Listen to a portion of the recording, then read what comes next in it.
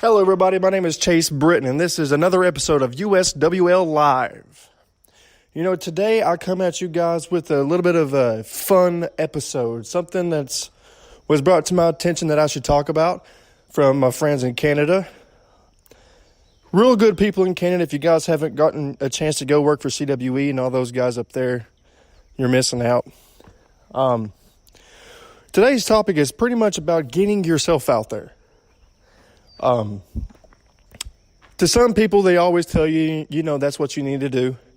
And for most people, they start out not understanding how. And in my own experience, it is rough at first to get your name out there and getting into different eyes, such as those that you have already established yourself with at the house. What I did was something really bizarre in today's age, I guess you can say. I was in a point in my life where I had to just get my damn name out there. You know what I mean? Like it was just one of those things where if I didn't get out there, I was going to be forgotten. So what I did was, and if you guys can hear everything in the background, we're once again doing everything on the ranch because why not? Let's do a podcast in the country on the ranch. But anyways, if you want to get yourself out there and get in front of people that's not seen you, you got to put in the legwork. When I mean legwork, I mean you have to go on, Messenger and emails, and sometimes I would even call people. I would email them. I would send them letters through the mail. I would send my resume to them, different stuff like that. People nowadays, they want to overthink everything. They want to send you a 24,000-page letter about who they are and what they do and who they worked. And quite honestly, as a promoter, I don't give a damn who you worked. I just want to know what you can do for me in different aspects. But what I'm trying to say is the introduction letter shouldn't have to be 15 pages long. There's no reason for it to be 15 pages long.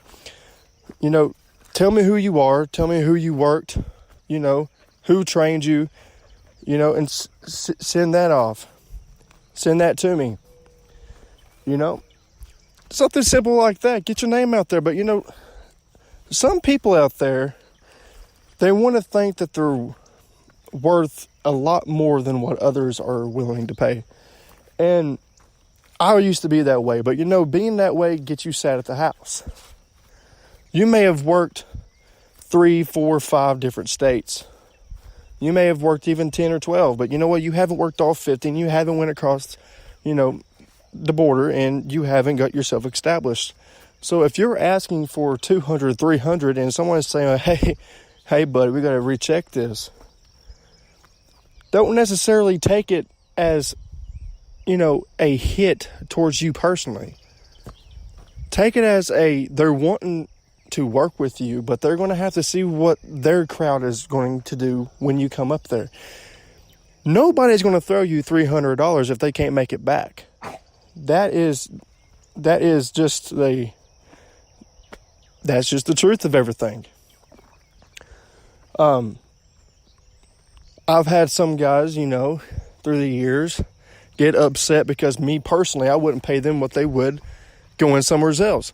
Well, in my understanding, you may have worked there and you may draw in a lot of money for them, but you haven't worked in my town and you haven't. My crowd, if they've never heard of Joe Blow and I say, hey, look guys, Joe Blow's coming in, they're going to look at me, they're going to say, who?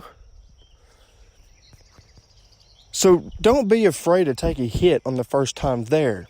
And that leads me to our topic today. When I worked in Canada, I would have never worked in Canada if I asked for something like 20 or 40 or 60 or 80, because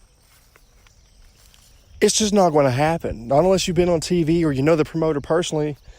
They're not willing to invest in you when they've already got 20 other guys for 21 days straight. They're not going to invest in somebody that they don't know. They're not going to invest in somebody that isn't proven. If you can't put an ass in a seat, they're not going to spend that money on you. So I took a hit. I went to my then friend, Mark Merrick, and I worked for him for a couple of shoots, for a couple of shots.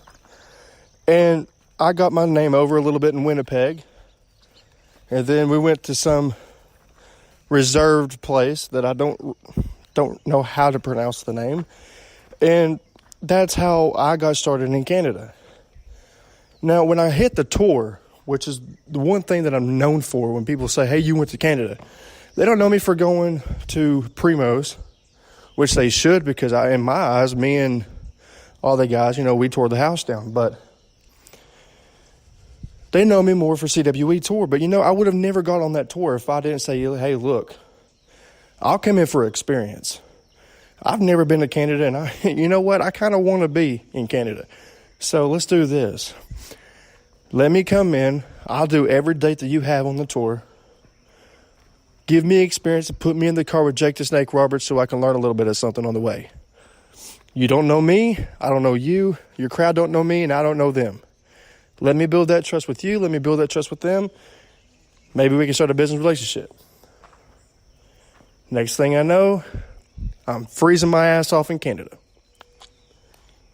I'm getting stuck in Canada ditches. That's a true story. And I'm helping the Canadians out with getting out of a ditch. And that is a true story. We were on our way back from a Primo's show. We got stuck. And I had to bring out my inner Southern in me because, we all like dirt track racing. We had to, if you want to go left, you got to go right. You want to go right, you got to go left, And I got him out of the ditch. And that's how my whole stint in Canada happened. But, not everybody's going to have to do the same deal that I did. But, you can't be afraid to make those kind of deals if in the long run it means that you're going to make something of yourself. That you're going to be somebody in a different segment of the world, Like, as soon as I got back from Canada, I got sent to Germany.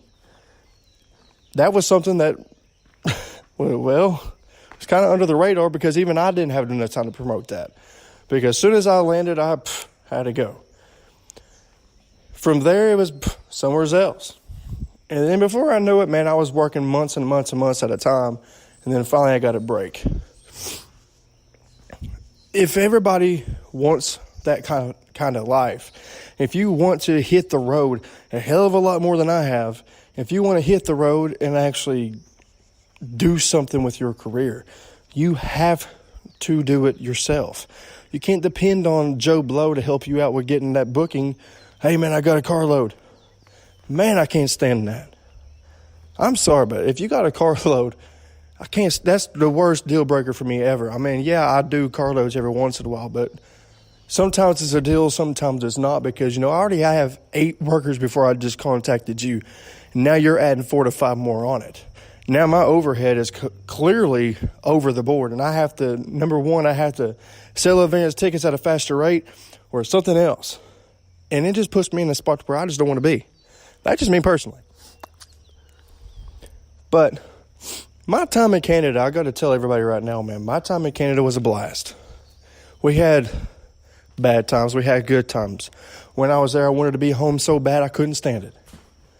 I mean, there was some nights where I just wanted to leave. I didn't want to be there. And the guys would help me through it, even though they didn't want to, but they still helped me through it. And then there was some nights where, when I first started out there, I was at, Primos Canada, where I was promised stuff. Some things came true, some things didn't.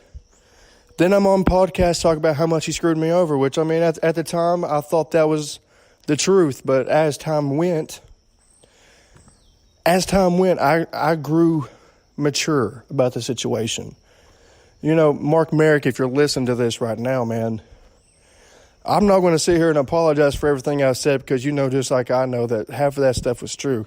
But I will tell you right now, man, you were a good friend to me. And if it wasn't for you, I wouldn't have been able to do a lot of things that I did. So for that, I'm willing to drop every single thing that happened between me and you, start over fresh. And some things that I did say, later on it turns out that it was just misunderstanding. I'll man up and I'll say that myself on my own podcast. I ain't going on somebody else's like you told me to do. But overall, my time in Canada was a blast. And if anybody else wants to go there, hit up Danny Warren. Get your name in the hat. They're doing a lot of great things, man. A lot of great things. If a man wants to make some money, he needs to hit up Danny Duggan. Danny Warren on Facebook. CWE will put you right up there at the top. And if you're able to work every single date, it's going to help you out, man. And trust me, get your merch ready because, man, that shit's going to fly like hotcakes. Guys, this is another episode of USWL Live. My name is Chase Britton. Thank you guys for watching. Thank you to all of our sponsors, the Beard Guy and Friends. I want to thank Muddy Promotions. I want to thank Hempworks, Britton's, Bearland and Gatlinburg. I want to thank everybody else, such as High Spots Network and Neo TV. Thank you, everybody, and have a great day.